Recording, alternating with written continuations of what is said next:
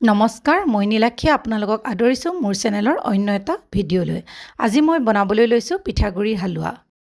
হালোৱা বনাবৰ বাবে কেৰাহী এখন গৰম কৰি তাতে 2 চামুচ ঘি দিছোঁ আৰু তাতে দি দিছোঁ কুটি লোৱা কেইটামান কাঠবাদাম আৰু কাজু। গোটেইখিনি অকণমান সময় ভাজি লৈ মই এটা বাতিত কাঢ়ি লৈছোঁ। এতিয়া সেই একেখিনি ঘিউতে এখিলা তেজপাত দিলোঁ আৰু তাতে দি দিলোঁ আধাকৈ ভাজি থোৱা এবাটি পিঠাগুড়ি। এইখিনি ভালদৰে ল' ফ্লেমত অলপমান গল্ডেন কালাৰ হোৱালৈকে মই ভাজি থাকিম। পিঠাগুড়িখিনি ভাজি থাকোঁতে মাজতে দি দিছোঁ মই 2 চামুচ আকৌ ঘিউ।